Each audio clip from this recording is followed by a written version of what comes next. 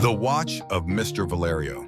In the port city of Stone Harbor, where gulls screamed like prophets and salt wore down the stone faster than memory, lived a watchmaker named Mr. Valerio, a man who measured life in minutes, not meaning. Each day, he wound clocks as though he were tightening the sky itself. His shop ticked like a heart in panic, endless timepieces, pendulums swinging like judgment, dials spinning quietly toward nowhere. He was known for punctuality, not warmth, precision, not presence. And though his clocks never failed, Valerio had forgotten how to hear silence, or how to hold a moment without rushing it away. Time, he would say, waits for no one, so I wait for nothing.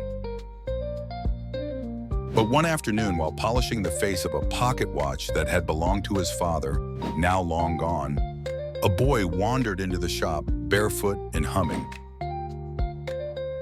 "Can you fix this?" the boy asked, holding out a wooden whistle with a cracked mouthpiece. Valerio blinked. "This is not a clock." "It belonged to my grandfather," the boy said. It made him happy. Valerio nearly waved him off, but something in the boy's eyes, the simple faith in them, made him pause. He took the whistle, held it gently, and worked on it without rush. For once, he did not glance at the hour. When he finished, the boy blew it, and a soft, clear note rose into the dusty air, a sound so pure it stilled every ticking thing. The boy grinned, said thank you, and ran out into the gold-washed street, vanishing like laughter in the wind. Valerio stood alone in the hush his craft had never made. He looked around at the clock still ticking, still counting, still waiting for something more important than this. He whispered, "I've spent my life fixing time, but never once did I live inside it."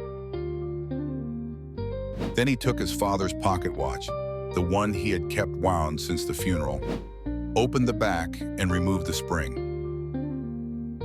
The hands stopped instantly, pointing to nothing and everything. He placed it on the windowsill, not as a relic, but as a reminder. That time, for all its ticking, is not for keeping, it is for being.